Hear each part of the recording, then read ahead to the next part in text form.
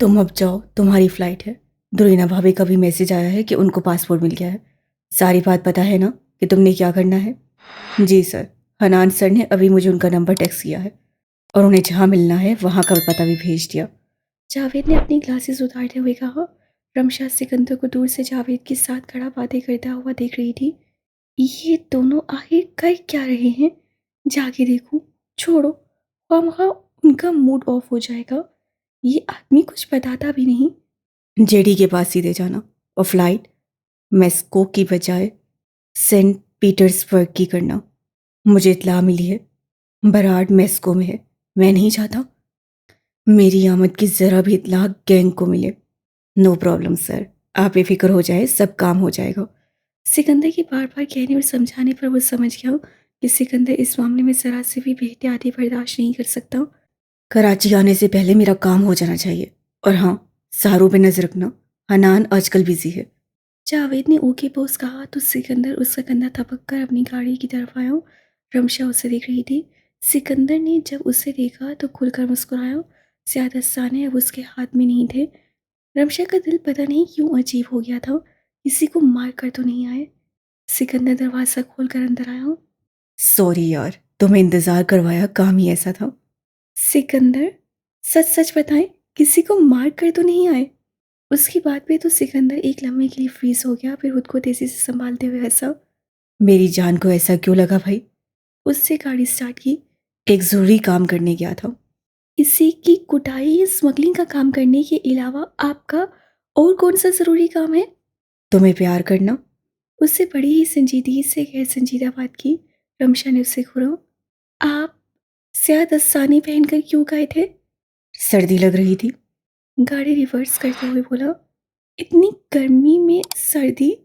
रमशा ने उसे तेज संसों से देखा। जी मुहतरमा, एक तरफ कहते हैं मुझसे प्यार करते हैं, दूसरी तरफ मेरी से बातें भी छुपाते हैं। ये हुनर मैंने तुमसे ही सीखा है यार। वो एकदम चौंक गई। क्या? क्या मतलब? सिकंदर अब तक उससे उसकी मोहब्बत उगलवा नहीं सका था। वो सोच रहा था एक दिन वो खुद ही इजहार करेगी, मगर यहाँ तो कोई आसार दिखाई नहीं दे रहे थे। अच्छा रे, एक खबर मिली है मुझे। वो खबर मैं सोचने पे बहुत मजबूर हो गया हूँ। सिकंदर के तेज दिमाग में ये बात अचानक आई। कैसी खबर? एक लड़की है, कराची में रहती है। उसको मुझसे इश्क हो गया है। अब रमशा को लगा कि उसके पैरों तले से सही मायनों में जमीन निकल गई। उसके चेहरे के तासुरात को देखकर सिकंदर को होप हंसी आई, मगर लबों को जोर से दबाकर छोड़ते हुए बोला। वो लड़की सही मायनों में मेरी दीवानी है। इतनी कि उससे अपना पूरा कमरा मेरी तस्वीरों से भर दिया। पता नहीं क्या पागल है और कहाँ कहाँ से तस्वीरें निकाली हैं। मुझे तो बड़ी हैरत हुई यार, इतना पागलपन आजकल के ज़माने में कहाँ दिखाई देता है। वो हर वक्त मुझे सोचती है, हर वक्त मेरी न्यूज़ की तलाश में रहती है। मेरे अरेस्ट होने पे रोती है, उदास होती है, मेरे आज़ाद होने पे खुशी से झूमती है। किसी से मेरा जिक्र भी नहीं करती, किसी के लबों से मेरा जिक्र भी बर्दाश्त नहीं करती। मुझे तो डर है अगर उसे मेरी शादी की खबर हो गई तो कहीं खुदकुशी न कर ले। रमशा को पता भी नहीं चला, बहुत से आंसू उसके चेहरे को भिगोने लगे। आंखें दर्द से चुभने लगी। कोई मुझसे भी ज़्यादा सिकंदर से मोहब्बत करता है। ये काम मैं भी करती हूँ और उससे ज़्यादा करती आई हूँ। तो सिकंदर को मेरी मोहब्बत क्यों दिखाई नहीं दी? वो इसलिए मिशी क्योंकि तुमने सिकंदर को अपनी छुपी हुई मोहब्बत दिखाई ही नहीं। मुझे उसकी दोस्त ने मैसेज किया क्योंकि उसे पता चल गया कि वो मुझसे मोहब्बत करती है। कहती है सर वो आपके बगैर खुद को अधूरा महसूस कर रही है, प्लीज़ उसे अपना लें। पीछे ही पड़ गई मेरे। रोज़ाना उसके मोहब्बत के सबूत मुझे भेजने लगी। रमशा को जिंदगी में पहली बार इतना गुस्सा आया कि कोई हद नहीं। दिल किया गाड़ी से कूद जाए। दरवाजे के हैंडल को पकड़े, उससे याद आया कि इसका दरवाज़ा अभी तक चाइल्ड लॉक पे है। वैसे अगर तुम मेरी ज़िंदगी में ना आती तो ज़रूर अपना लेता उसे। भाई, ऐसी मोहब्बत तो मैं भी तुमसे नहीं करता जितनी वो लड़की करती है मुझसे। अगर इजाज़त दो तो उस लड़की को मैं अभी भी अपना सकता हूँ। गाड़ी रोकें? वो चीखी। सिकंदर को उसके हृदयमल पे हैरत हुई। गाड़ी रोकिए? वो रोने वाली हो गई। सिकंदर तो उसके आंसू देखकर भुचंगा आ गया।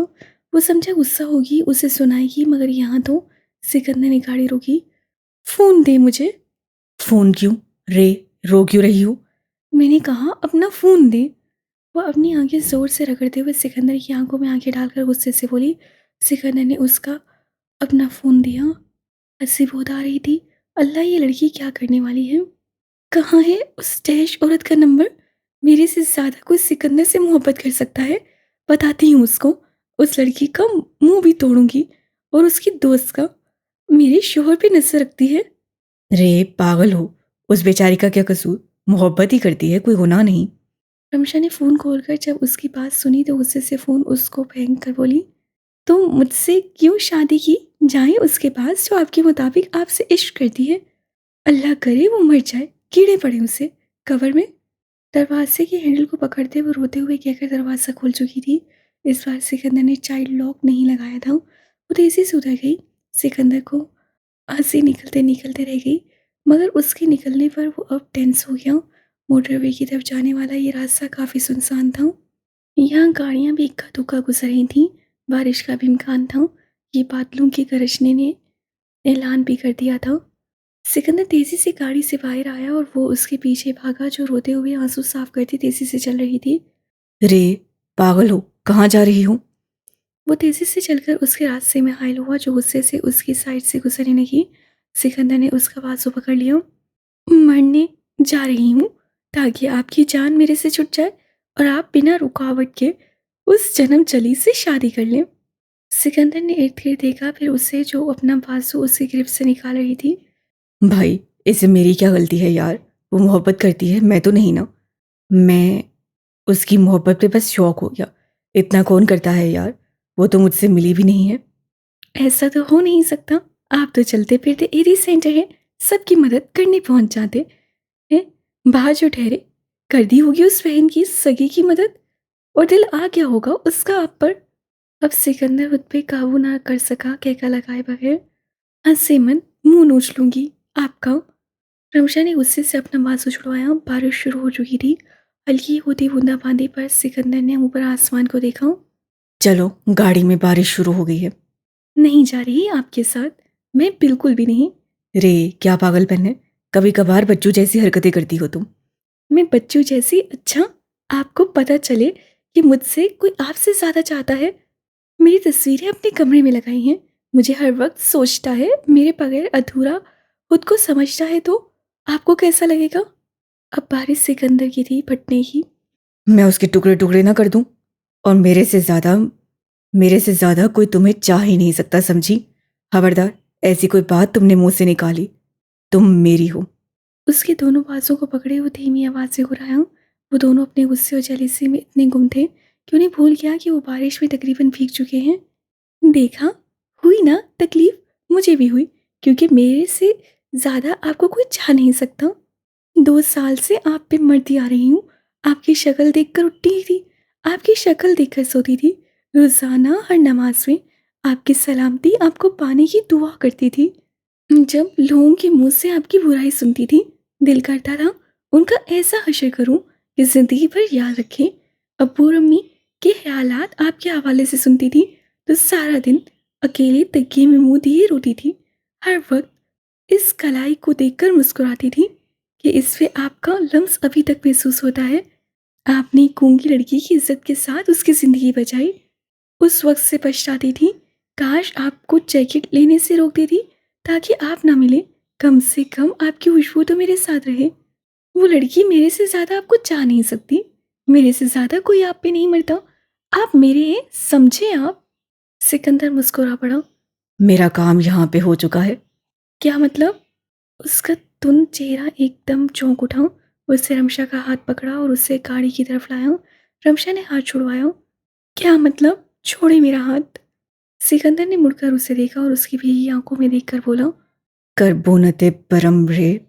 अब रमशा उसकी बात सुनकर साकित हो गई। हठात की हंसी छूट गई। लाल पीले सॉस की वजह से वो बांदरी लग रही थी। यही लफ्ज उसको देखकर उसके दिमाग में आया था। बख्तावर ने उसे खूंखार नजरों से देखा और उसका सैंडविच उठाकर उसे मारा, जो उसके चेहरे पर तो नहीं उसके सीने पे जाकर लगा। वो सीधा फ्रिज की तरफ भागी और उससे खोलकर फ्रिज से जूस का डब्बा निकाला। वो दांत फुर्ती से उसकी तरफ आया, मगर बेचारी का पैर नीचे गिरे सॉस की वजह से स्लिप हुआ। वो अपना तवाज़ुन बरकरार न रख सका और धड़ाम से गिरा। बख्तावर ने मुड़कर देखा, फिर उसका छत फाड़ देने वाला कहका पूरे किचन में गूंजने लगा। देखा, अल्लाह ताला ने कैसा बदला लिया है आपसे। अब मेरी बारी, इसके बाद पक्का छोड़ दूंगी। वो कैब खोलकर गिरे हुए हुदाद पे जूस गिराने लगी थी कि हुदाद ने तेजी से उठकर उसकी टांग खींची। वो भी अपना तवाज़ुन बरकरार न रख सकी और हुदाद के साथ गिर पड़ी। सॉरी, उससे बक्स से जूस लिया और उस पे गिराया। मगर ये मौका असल में मुझे दिया गया था। ओ यू! वो चीखी। उठने लगी तो हुदाद तेजी से किचन से भागा, क्योंकि वो चुड़ैलों की तरह उसे पीछे से चिमटने लगी थी। शरीना की गाड़ी सीधा खन्नान के घर पहुंची तो गार्ड उसे पहचान कर दरवाज़ा खोल चुका था। वो गाड़ी अंदर ले आई और हुदाद की गाड़ी के पीछे अपनी गाड़ी पार्क की। उतरी तो उससे हान बाबा को देखा, जो उसे देखती फौरन उसके पास आए थे। सलाम बाजी। दुरीना बीवी तो कराची गई हुई है, क्या उन्होंने आपको इत्तला नहीं दी? वालेकुम सलाम। नहीं, मैं दुरेना से नहीं, बख्तावर से मिलने आई हूँ। क्या वो घर पे हैं? वो ग्लासेस अपने बालों पे टिकाकर नरमी से मुस्कुराकर बोली। जी वो अंदर ही हैं, लाउंज में बैठी हैं। मैं उन्हें अबर कर दूं? नहीं, मैं खुद चली जाती हूँ। बाकी कोई है घर पे? जी हुदाद साहब हैं, हनान साहब तो काम पे गए हुए हैं। अच्छा ठीक है, शुक्रिया। अपना बैग दूसरे बाजू में डालकर वो सीधा मेन दरवाजे की तरफ बढ़ी। भागते कहाँ हैं आप? अब आप नीचे आए तो सही। आपका अशर ना बिगाड़ दिया तो मेरा नाम भी बख्तावर आलम नहीं। बख्तावर? बख्तावर किसी अजनबी नस्वानी आवाज़ से मुड़ी तो एकदम चौंक गई। शरीना आंखें फैलाए उसके भयानक खुलिए को देख रही थी। ओ आप, आप यहाँ कैसे? बख्तावर ने एकदम नर्वस होकर खूबसूरत और ग्रेसफुल सी शरीना को देखा, फिर अपने हुलिये को। उससे शर्म से आई। उससे भी पता नहीं क्या हो जाता है। मैं तो वैसे ही आपसे मिलने आई थी, मगर यहाँ तो लगता है देसी टोटके चल रहे हैं। ये क्या किया लड़की? फिर से आपने अपने ऊपर कुछ गिरा दिया। आप बैठिए, मैं अभी आई। सॉरी। वो तेजी से कहकर सीढ़ियों की तरफ बढ़ी। शरीन ने नीचे होते हुए कंध को देखा, जो किचन से शुरू होकर ऊपर तक जा रहा था। अब समझ आई हनान भाई दुराइना को अपने साथ क्यों लेकर जाना चाह रहे थे। वो उससे बोलते हुए हंस पड़ी। कुछ मिनट में उदार नीचे आया तो शरीना उसको देखकर फौरन उठी। उदार एकदम उसकी आमद पर चौकस हो गया। ये यहाँ क्या कर रही हैं? अस्सलाम वालेकुम। वो गहरी मुस्कुराहट से फ्रेश हुए हुए अदात को देखने लगी, जिससे उसके सलाम देने पर खुद को संभाल कर सर को हम देते हुए वालेकुम सलाम कहा। सॉरी, बिना इतला दिए मैं आ गई। असल में बख्तावर से मिलना था। सोचा अकेली होती है, दुरैना भी गई है तो उसके साथ टाइम स्पेंड कर लूँ। ज़रूर बैठिए, क्या लेंगी आप? उसका नॉर्मल अंदाज, नॉर्मल लहजा, ये खुदा दी है ना। नहीं शुक्रिया। आप कहीं जा रहे होगे? नहीं, मैंने कहाँ जाना है। अदात चलकर सामने सोफे पर बैठा। अब तो शरीना बिल्कुल हैरत से आंखें फैलाए उसको देखने लगी। उसे अदात की साइकी काफ़ी बदली हुई लगी, जैसे वो पहले वाला अदात न रहा हो। बैठिए आप, खड़ी क्यों हो गई? नहीं, वो मैं। फिर वो सर खोले से हिलाकर बैठ गई। तो आप आजकल क्या कर रही हैं? सुना था आपने यहाँ जॉब शुरू कर दी है। पता नहीं क्यों इस बात पे शरीना के गाल सुर्ख हो गए। तो उन्हें पता था, ज़रूर दुराइना ने बताया होगा। मुझे तो 2.5 महीने हो गए हैं। अब तो मम्मी डैडी भी यहाँ शिफ्ट हो गए, जब उन्हें लगा यहाँ मज़ीद अरसे तक रहने का इरादा है। अच्छा, तो आप अम्मी के घर अब नहीं रहती? नहीं, 1.5 हफ्ते पहले ही अपने घर आ गई। आंटी का तो दिल लग गया था, कहती हैं मैं ना जाऊँ, मगर अच्छा नहीं लगता किसी घर में इतने अरसे तक, वो भी बिना जवाज़ के। नहीं रह लेती वहाँ, किसे एतराज़ होना था? अपनी घड़ी के गोल दायरे पे उंगली घुमाते वो बड़े आम से लहजे में बोला। लेकिन शरीना का दिल तो सही मायनों में जोर से धड़क उठा था। अम्मी कैसी हैं? शरीना अपनी सोचों से बाहर निकली जब वो दाद ने उससे पूछा। अम्मी, मेरी अम्मी तो ठीक है, बस यहाँ के माहौल पे। सॉरी, मैं अपनी अम्मी का पूछ रहा था, वो ठीक है ना? अदाद ने बेइंतहा नरमी से उससे पूछा। शरीना उसकी आंखों में फिक्रमंदी देख सकती थी।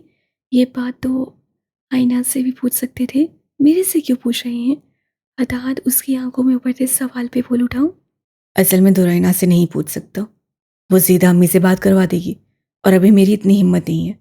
मेरा फ़िलहाल यहाँ रहना ज़रूरी है। वो उसकी बात पे अपना सर हिलाने लगी। कहाँ वो शख्स किसी को मुंह नहीं लगाता था, वो कहाँ अब 1.5 महीने बाद एक लड़की को अपनी मजबूरी बयान कर रहा था। कोई तो बात थी। इतना तेज बदलाव समझ से बाहर था, मगर बहरहाल अच्छे साइन थे। आप, शुमाइला आंटी और रमशा के लिए वो बहुत ज़्यादा परेशान रहती हैं। बोलती नहीं किसी से, बस चुप एक कोने में बैठी रहती हैं। जमाल अंकल उनसे बात करने की कोशिश करते हैं तो बस हूँ हाँ से ज़्यादा जवाब नहीं देती। एक दफ़ा उनके कमरे में आई तो आपकी तस्वीर को अपने सीने से लगाए रो रही थी। मैं ये बात कहना नहीं चाहती मगर I believe she needs you the most in this time. अदात की आंखें उसकी बात पे अजीब हो गईं। शरीना ने महसूस किया जैसे उनमें दुख की लहर के साथ कुछ और जज्बात भी शामिल थे जिसे उसे तेजी से शरीना की नसों से छुपा दिया था। मैं ज़रा बख्तावर को देख कर आता हूँ। इतना कहकर वो उठ गया। शरीना का मुंह फूल गया। यार मैं भी क्या बोलने लग जाती हूँ, पता भी है कि ये, मगर क्या करती, सच बताए बगैर भी नहीं रह सकती थी। अब तो क्या पता मेरे साथ बैठी भी ना। वो खुद से बोलते हुए उस तरफ देखती थी जहाँ अभी खुदा क्या था। पता नहीं बाल सही से साफ हुए भी हैं कि नहीं। एक तो मुझे अभी तक स्मेल आ रही है। मेरे परफ्यूम तो है भी बहुत तेज। एक काम करती हूँ, दुरीना आपी के कमरे में जाकर चेक करती हूँ। उनका तो वो क्लोन भी बहुत मज़े का था। वो अपने गीले बालों को ब्रश करके खुद का आईने में जायजा लेने लगी। जामनी रंग के कुर्ते और वाइट ट्राउजर में वो फ्रेश सी लग रही थी। बाल को पीछे फेंक कर वो कमरे से बाहर निकली और नीचे की तरफ गई और घूमकर हन्नान और दुरायना के कमरे में गई। उसी पल हद्दाद ऊपर गया और उससे कमरे की तरफ आया।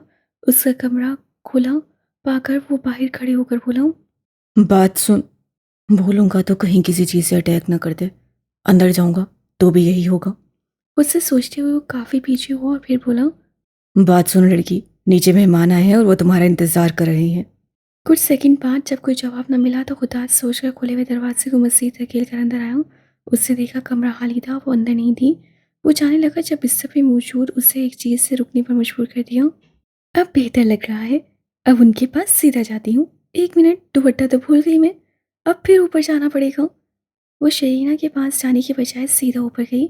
कमरे में आई तो खुदार को अपने कमरे में पाकर ऊंची आवाज़ से बोली, आप मेरे कमरे में क्या कर रहे हैं? ऊंची आवाज़ के बजाय अगर चीखना कहा जाए तो ज़्यादा बेहतर था। खुदार ने उसे देखा, फिर अपने हाथों में मौजूद हाथ से कर दिया। सफोरा का बैग था। अदाद मेकअप बैग्स को ऐसे ही वापस रख कर चला जाता अगर उस पे लगा कार्ड ना दिखता जिस पे हासिक ने अपना नाम लिखा था। कार्ड बड़ा ही सादा और छोटा सा था। हासिक जब भी सिकंदर की मीटिंग के सिलसिले में बाहर जाता था तो बख्तावर के लिए कुछ न कुछ लाता था। अब वो पेरिस गया था तो उसने बख्तावर के लिए मेकअप लाया था। मेरी चीज़ों को हाथ लगाने की आपको किसने इजाज़त दी है? वो आगे बढ़ी थी लेकिन हाथ उससे ऊपर कर दिया। नाइस। कुछ लोग बड़ा ख्याल रखते हैं तुम्हारा, कभी पिज़्ज़ा तो कभी पैसे, और ये गिफ्ट्स। Very nice. तो ये लोग तुम्हें अपने घर में क्यों नहीं रखते? उसके लहजे में जहर ही जहर था। उसे खुद भी नहीं पता था कि उसे गुस्सा आखिर किस बात पर आ रहा है।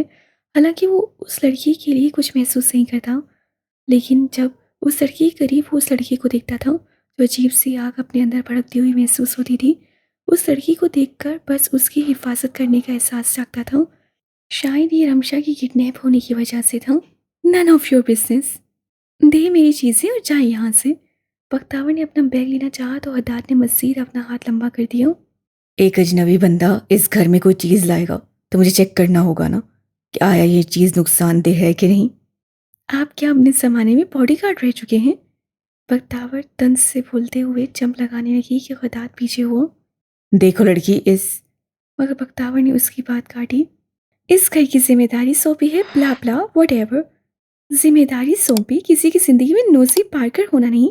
दूसरों के मामलात में दखल देने की आपको बहुत आदत हो गई, लेकिन मैं अपने मामलात में आपको घुसने की इजाज़त नहीं दूंगी। हदाद मुस्कुराया, एकदम उसके करीब आया और अब की बार पीछे हुई। उसके तेवर ही एकदम से ऐसे खतरनाक लगने लगे। लेकिन मैं घुसूंगा, और मैं बता दूं, मुझे ये काम करने से कोई नहीं रोक सकता। बख्तावर एकदम उसकी आंखों से खौफजदा हो गई। ये बैग मैं अपने साथ ले जा रहा हूँ, अगर चाहिए तो पूरा किचन साफ करना होगा। वो तेजी से गुजर कर यहाँ से चला गया। बख्तावर ने मुठ्ठियाँ भींच लीं और लब दबाकर खुद को भड़कने से रोका। एक दफ़ा ये शरीना बाजी चली जाए तो फिर बताऊंगी। दुपट्टा उठाकर उससे खुद को रिलैक्स किया और नीचे गई। अब प्लेन में बैठ चुके हैं रे, अब तो बोल दो यार, पूरा एक दिन हो गया है। अब तो मुझे तुम पर गुस्सा चढ़ने लगा है। ये ना हो अब तुम्हें ट्रैम्पल करने लग जाऊं। जब से सिकंदर ने उसे करबोनते परम कहा था, रमशा की तो जुबान को तो मानो ताले लग चुके थे। सिकंदर ने उसे खामोशी से गाड़ी में बिठाया और उससे बात करने की कोशिश की, मगर वो तो उसके सामने नस्सा ही नहीं मिला पाई। ना ही कुछ बोल सकी। आखिर सिकंदर को उसकी छुपी हुई मोहब्बत का कैसे पता चला? उस दिन रेस्टोरेंट में वो कुरपा कुरपो बोल रहा था। दरअसल वो करबूत परम ही कहना चाह रहा था। वो अपने ध्यान में ये बात आखिर समझ क्यों नहीं सकी। उसी दौरान वो कराची पहुंच गए।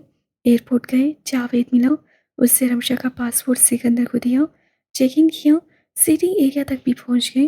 वो कुछ ना बोली, ना ही इर्द गिर्द ध्यान दिया। और वो फर्स्ट क्लास में बैठे थे तो सीट बेल्ट बांधकर सिकंदर ने झुंझला कर कहा था, तुम तो ऐसे एक्ट कर रही हो जैसे मोहब्बत नहीं गुनाह कर दिया हो।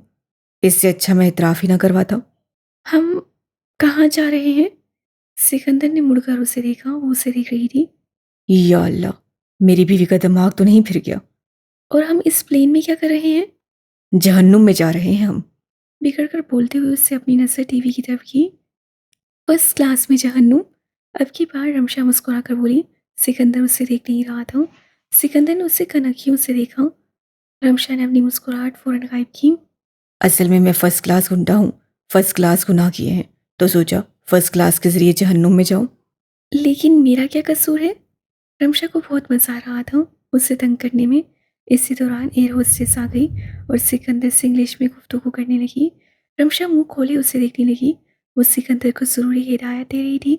सिकंदर मुस्कुराकर ओके कहे जा रहा था। रमशा को आग लग गई।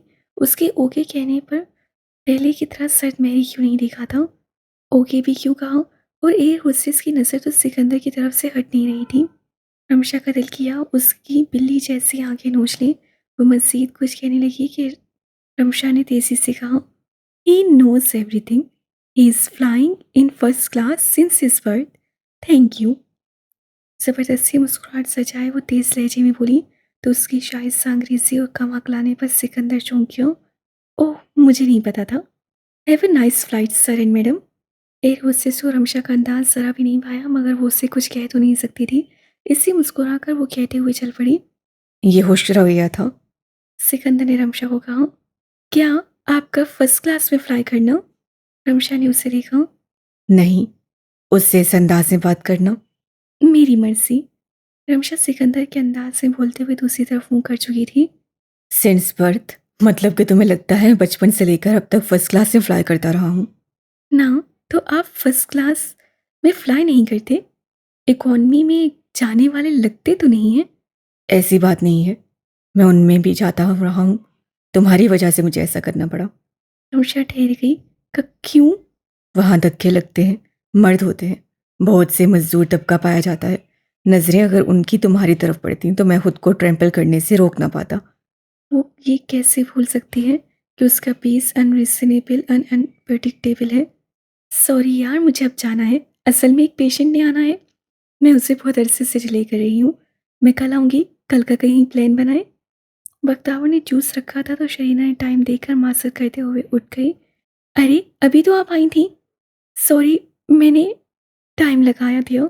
आप बैठिए ना, अच्छा नहीं लगता? नहीं स्वीटी, मैं भी बिन बुलाए आ गई। बता के आती तो हम इस दौरान कुछ ना कुछ कर लेते। मेरी मीटिंग ना होती तो फिर थोड़ी देर रुक जाती। आपके पास फ़ोन तो है ना? बख्तावर हंस पड़ी। मैं कुछ दिनों में 18 साल की होने लगी हूँ बाजी, इतनी बच्ची नहीं हूँ। शरीना ने हैरत से देखा फिर हंस पड़ी। रियली? मुझे तो आप 15-16 साल की लग रही थी। मगर वाह, बहुत इनोसेंट सी हो। आप बहुत छोटी सी लगती हो। बख्तावर ब्लश कर गई। मैं अब चलती हूँ, वरना आपके साथ बैठी रही तो वक्त का ख्याल नहीं रहेगा। ये मेरा कार्ड, इस पे मुझे मैसेज कर देना ताकि मैं आपका नंबर सेव कर लूँ, ओके? बख्तावर शरीना से मिली तो शरीना ने खुदात को तलाश करना चाहा, मगर वो कहीं दिखाई नहीं दे रहा था। शायद वो उसकी बातों से अपसेट हो गया था। कल मिलूंगी तो उनसे माजरत कर लूंगी, उससे दिल में खुद से कहा। जब उसकी गाड़ी गेट से बाहर गई तो बख्तावर हाथ हिलाकर अंदर की तरफ बढ़ी तो हुदात को देखकर रुक गई। किचन को लॉक करने से किचन साफ तो नहीं हो जाता? उससे सामने बंद किचन के दरवाजे की तरफ मुस्कुरा कर इशारा किया। शाम को जमील भैया आ रहे हैं, अभी खान बाबा ने बताया, वो कर लेंगे साफ। तो मैं मेकअप का सारा सामान जमील को ही दे दूंगा कि वो अपनी बीवी को दे दे। मेरी वजह से आप खुद ही वो मेकअप इस्तेमाल करें। बाल तो बढ़ा लिए, ये भी कसर पूरी कर ले। मेरा पेपर है, मैं उसकी तैयारी करने जा रही हूँ। वो कहकर जाने लगी जब खुदात ने उसका बाजू पकड़कर झटके से अपनी तरफ किया। आउच! उसे तकलीफ हुई। इस बात पे मैं तुम्हारा मुंह भी तोड़ सकता था, लेकिन वही बात मैं हन्नान का लिहाज कर रहा हूँ। दोबारा तुमने ऐसी बकवास की तो बोलने के काबिल नहीं छोड़ूंगा। वो इतने गुस्से से दौड़ा कि बख्तावर की आंखों में आंसू आ गए। उसके मामा होते तब तक उनका कीमा बना चुके होते। मामा ने किसी को उससे ऊंची आवाज़ में बात करने की इजाज़त नहीं दी थी और ये आदमी मुसलसल उससे बदतमीजी कर रहा था। छोड़े मेरा बाजू। उसकी आंखों से आंसू निकल गए। माजरत करो अपने रवैये की। अदात गुस्से से बोला, मुझे दर्द हो रहा है, छोड़े। वो रोने वाली हो गई। उसे मामा के पास जाना था। अदात ने जब उसे रोता हुआ देखा तो एकदम उसका बाजू छोड़ दिया। वो हिचकियाँ लेते हुए एकदम तेजी से अदात की साइड से घुसी। अदात ने अपने लब सख्ती से खींच लिए। कुछ ज़्यादा ही कह दिया था, मगर वो लड़की मेरी और अपना उम्र का फ़र्क भी नहीं देख रही थी।